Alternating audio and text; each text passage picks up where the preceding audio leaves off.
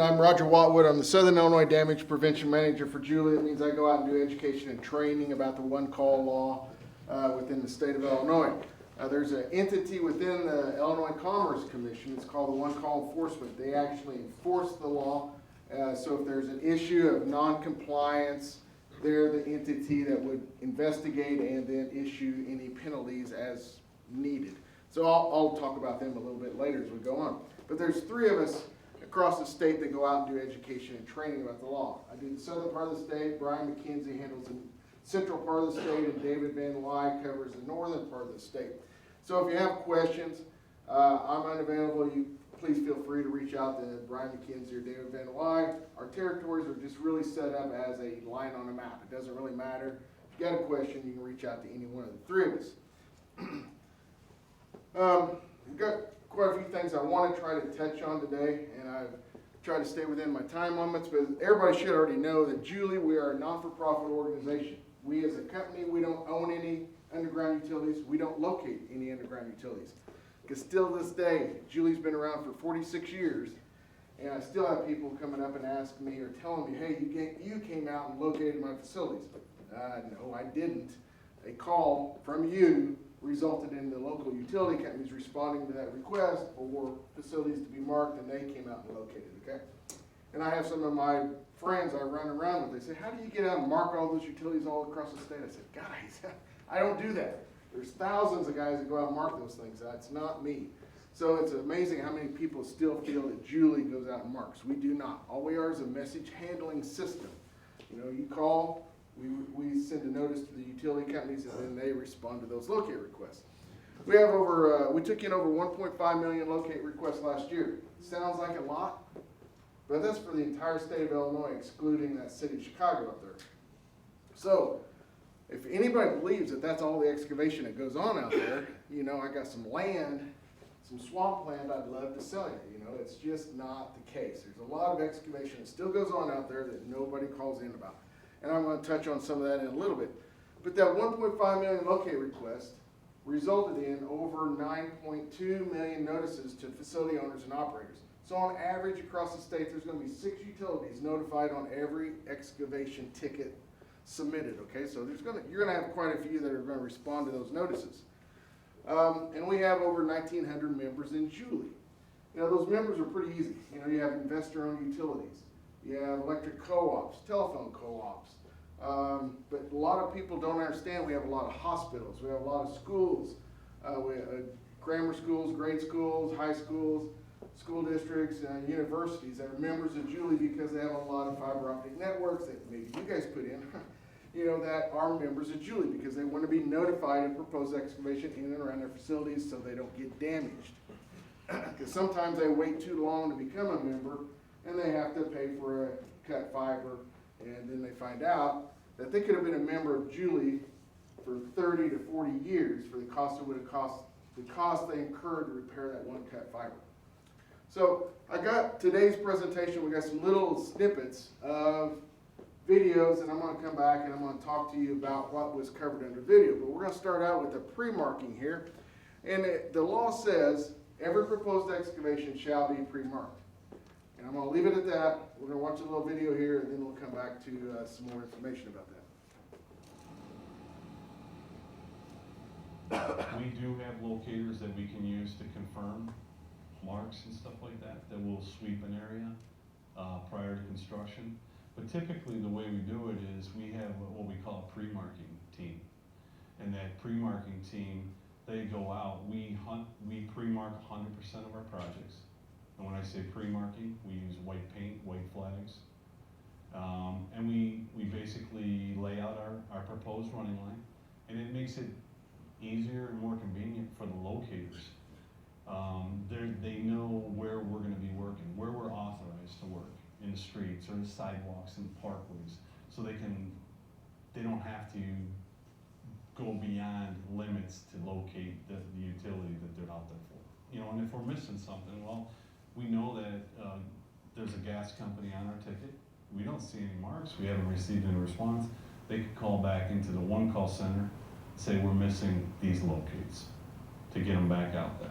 So that they're all there when the crew arrives on site. So kind of what Greg was covering, he covered kind of two parts there with that segment of that video. He covered the pre-mark, what they physically do as a company. They go out and 100% physically pre-mark all their proposed excavation using white paint stakes and flags.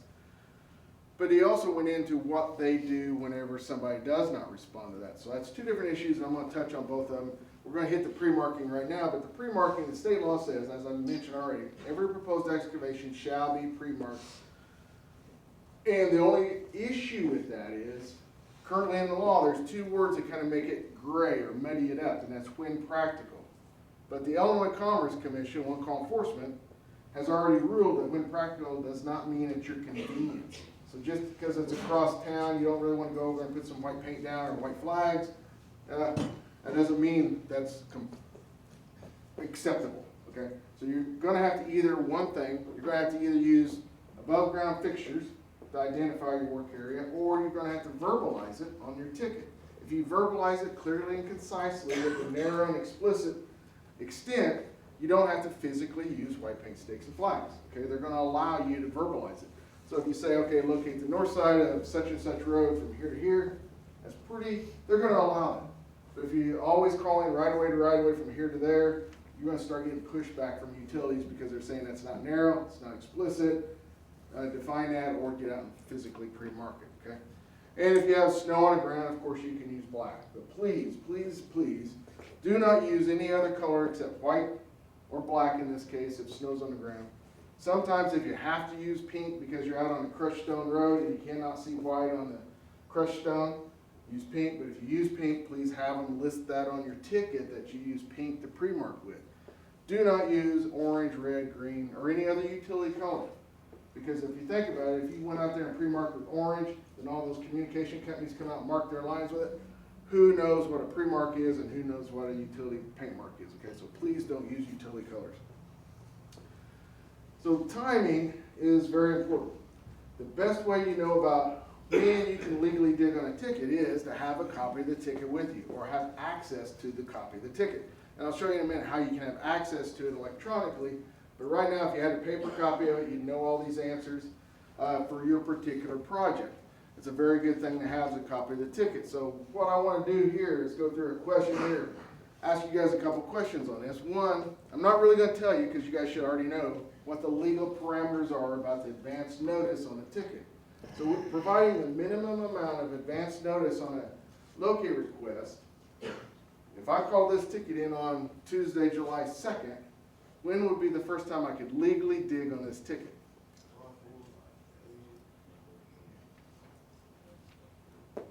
Okay, sounds good. Wednesday does sound good, except that happens to be the 4th of July. So I threw a monkey wrench in this for you guys because the 4th of July by state law is a holiday, so it doesn't count in your advance notification. So in this particular case, because that holiday falls within that 2-day notification, it would be Thursday at 10:30. Now, that's, the state law says you shall provide that minimum amount of advance notice. If you don't really need that minimum and you can offer any additional advance notice, please consider doing that. Because you guys all know how busy you're going to be come spring. We just think about all the other contractors out there trying to do the same thing. So any advance notice, more than that minimum 48 hours, would be appreciated by all the other utility companies to get out there and get you marked. So now the law says that you have to provide a minimum 48 hours advance notice. But it goes on to say you should not call in this locate more than 14 days before you're going to start your job. So that's what we call this dig by date. So what that means is if you're out there and you have not started this job until the 16th or 17th, you haven't started it within the first 14 calendar days, you are going to be digging on an invalid ticket. So if a damage occurs, and it can be proven that you haven't been to that site within the first 14 days, then it's going to be on you to show that you were there prior, or the damage is going to be on you, and it could be, if they submit you with an incident report to the Commerce Commission for digging, not digging before the 14 days, then you could be found in violation of that. So just be cautious of that. So if you call in a lot of tickets back to back to back to back, just remember that 14 days in there, okay? That's from the date of the call. So just remember that. The best way, again, to know all this information is have a copy of the ticket with you So you'll know the dig start date and time, know the dig by date, and the expiration date. So now if you start that job and everything you're doing on that job, you've already started within the first 14 days, you're still digging within the extent provided on that ticket, marks are still good, great. That ticket will remain valid for its life of 28 calendar days from the date it was called in. So in this case, it's the 29th of July. So now if I need to extend that ticket because weather, construction, I got pulled off, had to go do another job or whatever, if I have to extend this ticket, I can do so. And all you gotta do is call it in, or you can use a piece of software we have, it's called REV, Remote Request a Remark Extension or View, and I'll get to that in a minute. But you can do that anywhere between 20th and 20th calendar day. You can submit an extension. That extension does nothing more than buy you additional 28 calendar days from the date you extend that ticket. It just gives you time. That's all it does. It will not get you additional marks or anything like that. If you want additional marks, refreshes, or a remark, you need to request that at the time you call that extension. It's not a given. You will not automatically get remarks, okay? So there are two separate things. An extension buys you time, remarks puts paint on the ground. Remember, when you request a remark's a 48-hour advance notice. So you have 2 business day wait for the area where you request your remark. And a lot of people just say, okay, I'm just going to request a remark for the entire extent. Well, what you just did by doing that, you put the entire excavating or the utility membership on that ticket, however many utilities are on that ticket, on notice that you said you can't see anywhere within that extent of that ticket to continue your excavation safely and prudently, because you just requested a remark for that entire extent. So the law says if you need a remark, you should request it where excavation is going to continue. So what that really means is, if you got a mile-long ticket out in a rural township, you got that first quarter, that first half mile done, you need a part of a remark, just request the area you need it remarked. Why do you need the area you've already completed remarked? It's just a use of resources that is unnecessary. Okay, so consider that. So really, you may have had some examples. If you don't have one, you can print them off on off the website. It's a locate request form. It's pretty handy out in the field. I don't know what your company policy is. If you guys create the tickets, you submit them to somebody and they call them in for you or enter them online. But that form right there, I've used it since '74, and actually it's pretty handy. I can fill it all out. If I need a plat book, I need to look up addresses, I need to look up phone numbers, I need to look up township range sections and all that information. I can put it on that form, give it to whoever needs to submit that locate request. It's all there. They have something to look at rather than over the phone or over the radio. It's pretty handy to use. Just wanted to put a plug in there for you on that. And it gives you a place in the bottom of the ticket. If you're having to call them in from the field or something, it gives you a place in the bottom of that ticket to write the information down on what utilities are going to be notified on this proposed excavation. So some ticket information. I just want to kind of go through this in case you really not paid attention to what's on that ticket. All these items over here,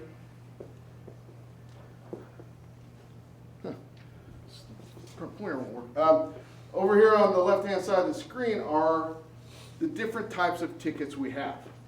You're going to have a normal notice. That's where you provide a minimum 48 hours advance notice. You have an emergency. An emergency is actually 3 levels of an emergency. Not that it should really matter to you. If you have an emergency, you call it in for when you want to start that job. 3 levels of the emergency. The first one is crews on site or on way. Less than 2 hours advance notification. Okay? So you got emergency, it's got to get fixed, it's got to get notified, 2 hours notification. So utilities need to respond and have that marked for you within 2 hours. There's a rush, which is 4 hours or less. Okay? So you have an emergency now, rush, and short. Short is anything less than 48 hours.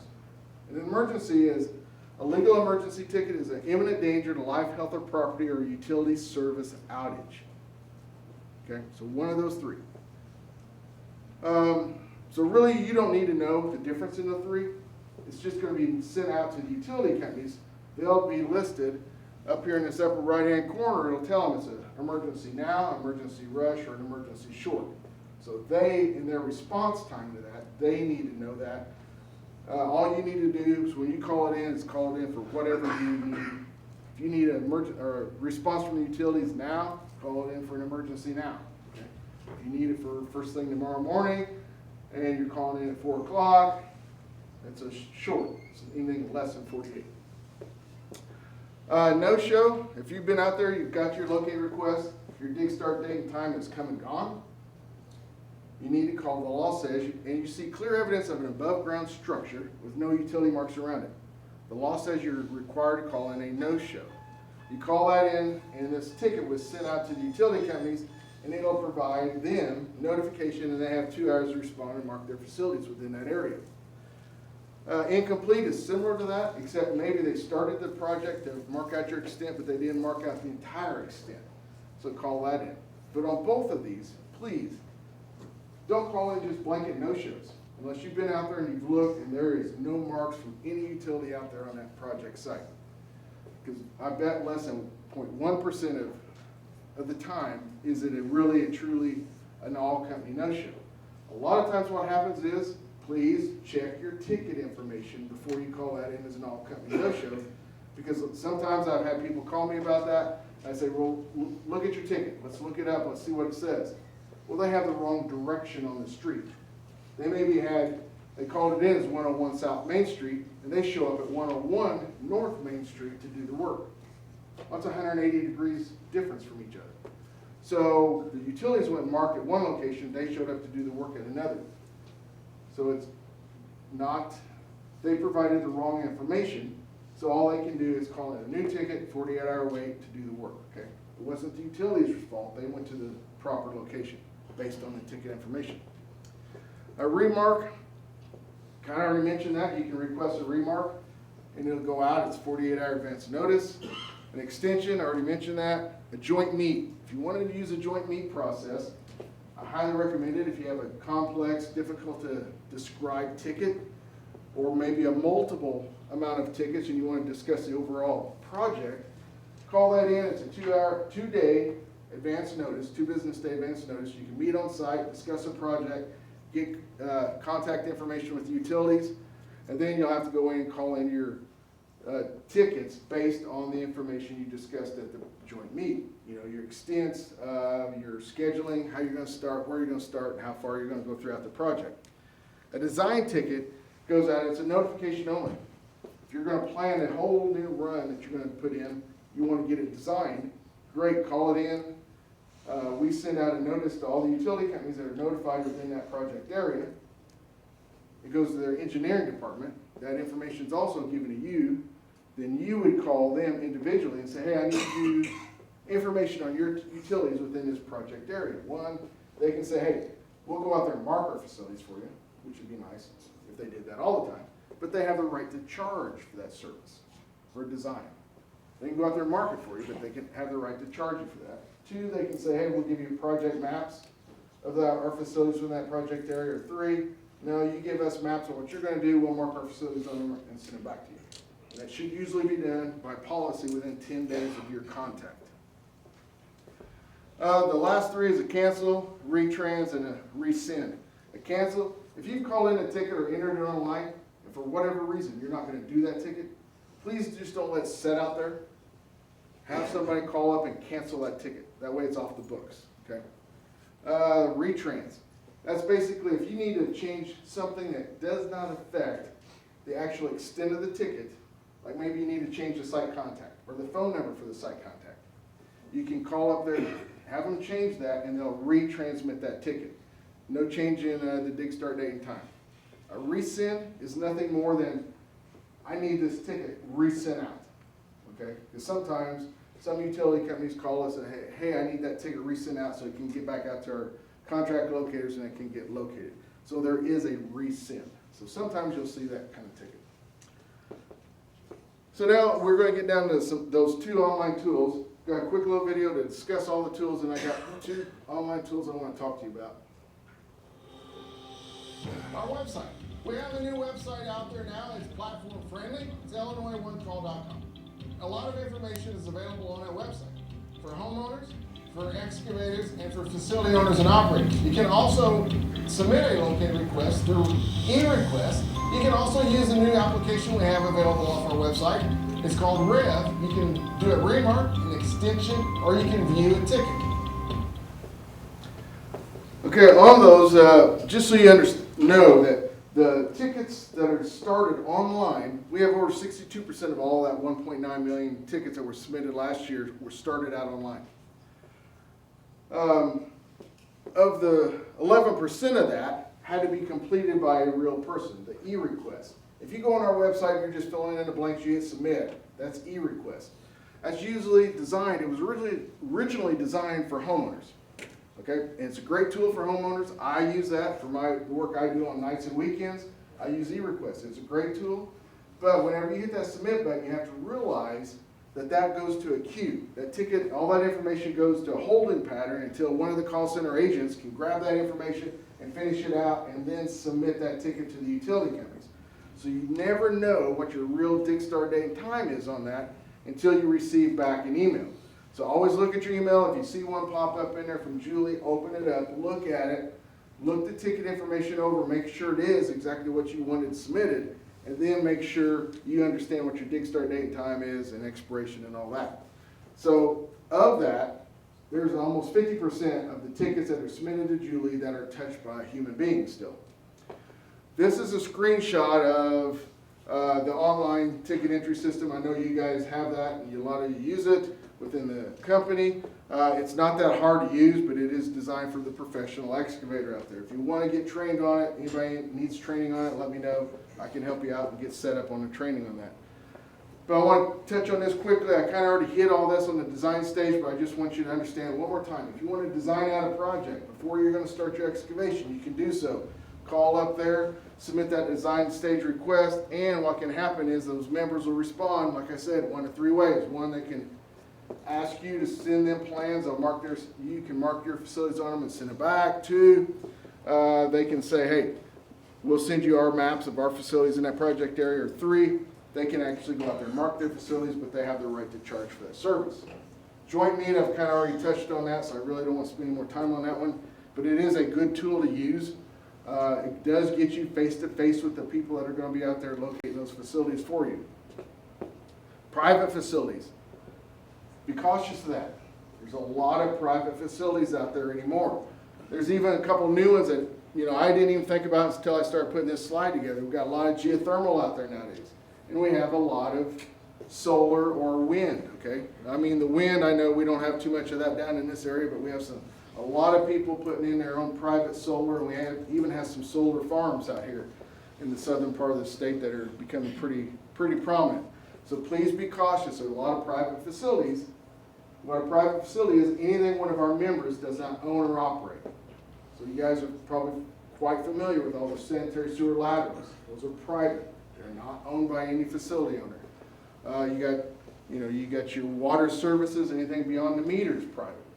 Electric, you got that issue. Gas, anything beyond it, and all that. So just be cautious of all the private facilities. A notice to Julie will not get any of those marked. You may have to contact the homeowner or any other entity about getting those facilities marked for you. Got 3 segments of this. This is about potholing, and this is probably one of the most important ones right here. So this scenario is, we go straight down, we find our mark, we go straight down, we find our utility at that mark.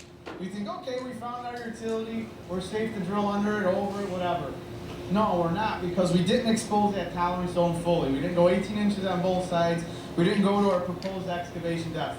All we did was spot that utility. That can't do that. At that point, I can't confirm that's what was actually marked or not. Right? Exactly. We don't know if that's what we're looking for. It could be a foot over this way, foot over that way. And this, unfortunately, is the vast majority of potholing we do see is this cone potholing, which Yes. leads again to sometimes damages, whether it's inadvertent, whether a locator made a mistake and marks were off, or there was just another line to your point that wasn't mapped or anything else. That's the whole point of opening the earth up a little bit more, building a little bit of a safety zone for you, right? Right.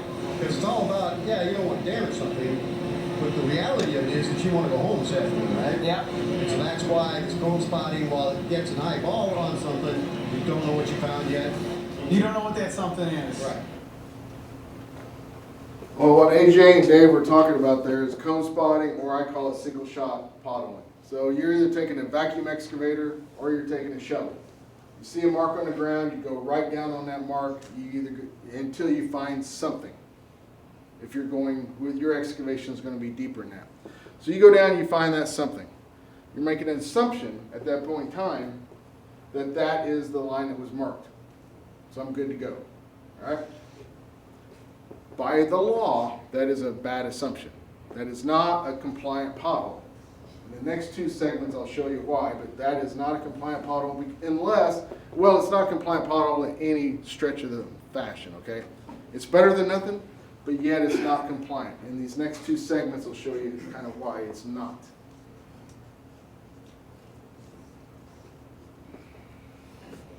So this scenario, we just went our 18 inches on our both side of our mark down to where we found our utility, something like that. But okay, so you think you want 18 inches, you found your utility, you really didn't, because if you're going to go underneath that, you need to expose to your excavation depth, your proposed depth. Which if you're going under that, you don't know what's underneath there. There could be, here's your line that you found the top of. The live one could be directly underneath, and you could hit that going by. So your expectation is on proper potholes, I can see my rod go through and my reamer and product come back. Yep, rod reamer product, that's our motto. So if I don't see all that, I didn't pothole properly. You didn't properly expose, correct. Okay, here's a graphic to go along with what they just depicted in that video. They went down to the depth of a line they found. Then they went 18 inches each side of that mark. Okay, the width they did great. If their excavation practice, if they're boring across there, open cutting across there, and they're above that yellow line that you see in the bottom of that ditch, you're compliant. That's a proper pothole. Because the law says you shall hand excavate 18 inches each side of the mark from the surface of the earth to the depth of the proposed excavation. Now that doesn't matter whether you're directional boring or open cutting. It doesn't matter. The method is from the surface of the earth to the depth of the proposed excavation. I'm going to show you why in this next segment, why if your excavation goes below what that's shown there as that yellow line, how a damage can happen, okay? And the reason why they say to go to the depth of the proposed excavation. So this, in essence of the law, if you're going down there below that yellow line, in this particular case, then this would not be a proper pothole. So talk to me, AJ, about what we're showing here as a proper tolerance zone exposed. What's the point of this and why do you do it? So people get confused sometimes with the tolerance zone. What we have here is the full tolerance zone is exposed. We have 18 inches on both sides of our mark from grade to our proposed bore depth underneath the utility. If we're going to drill underneath it, we want to see rod reamer product. So we have full width exposed down to our bore depth, and we're going to see everything go by. We ain't going to have to worry about hitting anything. We know what's underneath it. We know what's there. We're safe to drill. Okay, he's saying he's visually observing, and that's what the law says. You shall visually observe your construction activity as it passes that 18 inches each side, that window. So the only way you can do that is hand excavate or vacuum excavate to the depth of your proposed excavation. So if your excavation is going to be somewhere in that wide area there, you're not going any deeper than that, that would be a proper pothole. Reason why that last segment was not the proper pothole is, I'm sure you guys have found this out in the field. The line that maybe you dug down on is not the line that was marked. A good chance that that might have been an abandoned line. The live line is the one that's lower and off to the side.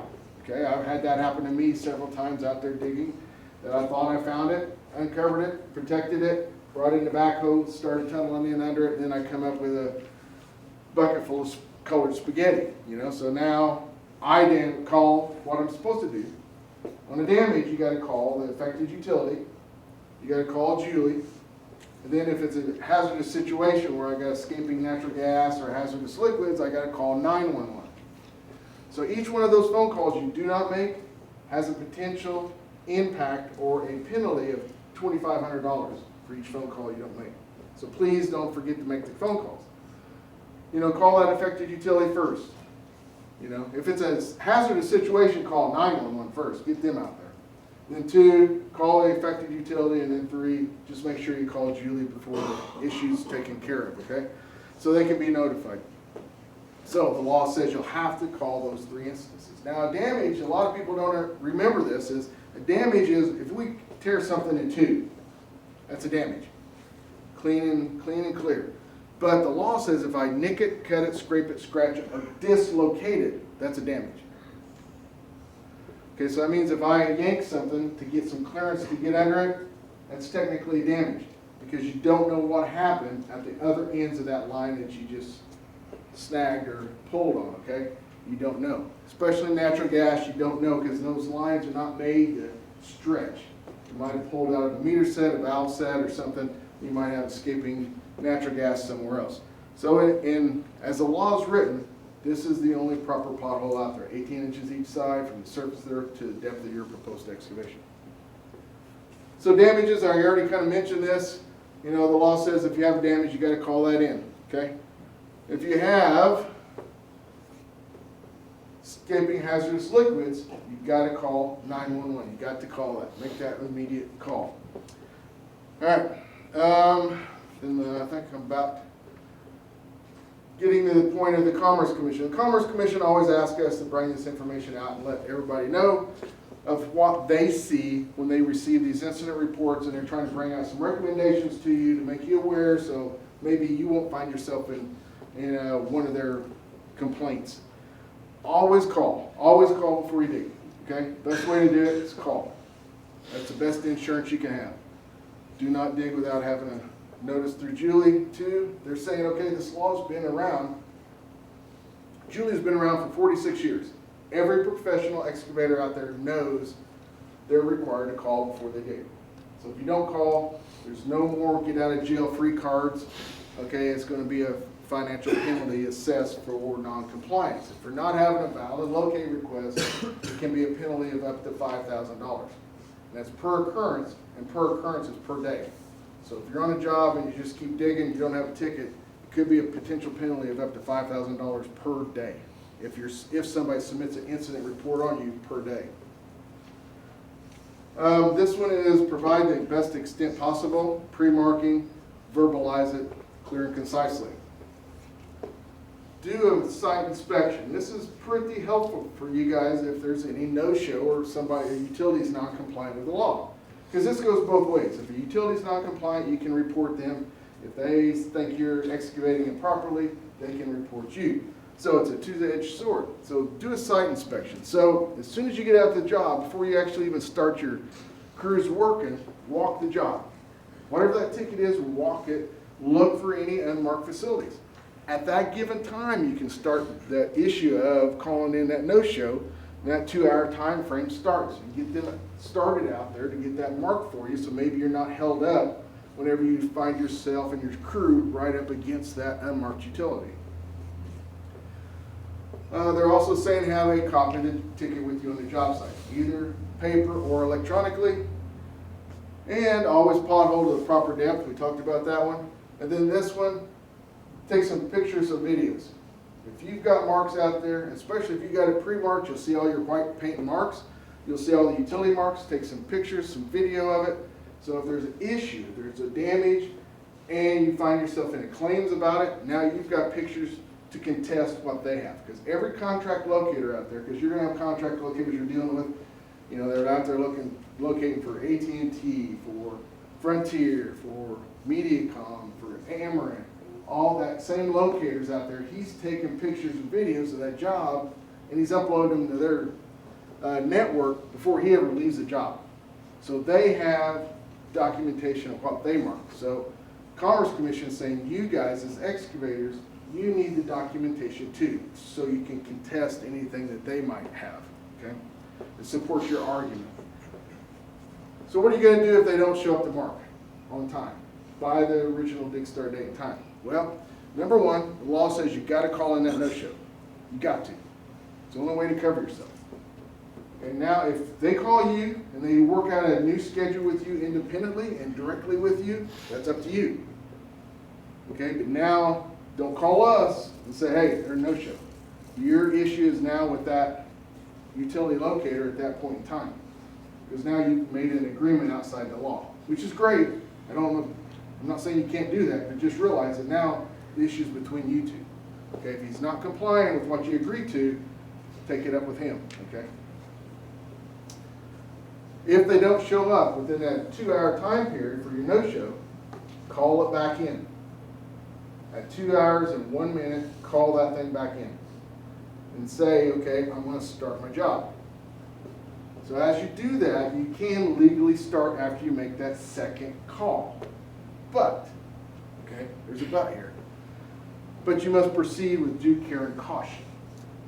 Just because if you see a pedestal there and there's no marks around it, and you have to be right by it, it doesn't mean that you can set your backhoe, your track hoe, your directional bore rig and just take off. You may have to do some vacuum excavation or hand excavation in that area so you're comfortable to go ahead and start your excavation activities, okay? So it's upon you to show due care and caution if they don't show up after that second request no-show. And if you're not satisfied, can't work it out with these utilities, they're not getting out there marking for you, you're constantly having issues with them, contact the Commerce Commission. If you need a phone number to get to one of the 2 investigators, I'll be glad to get it to you or get it to Michelle and she can pass it out to everybody else, whatever. But contact them because they can make things happen. They can make one phone call because, see, they can penalize for that also. Because every time a utility company is non-responsive, that no-show, you can actually submit an incident report against them, and that can be a penalty of up to $5,000 for a utility company for not responding on time, marking, okay?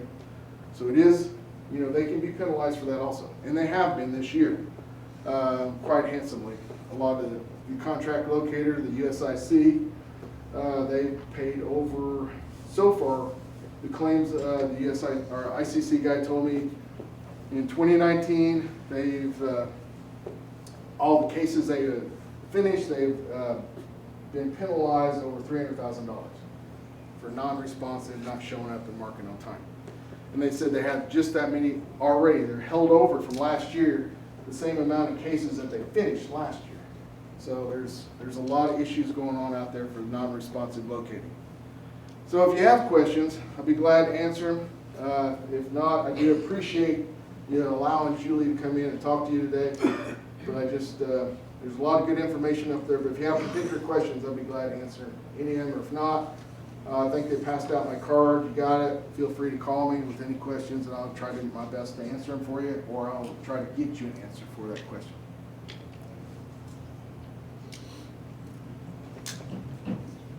Clear as mud, right? All right. Well, thanks.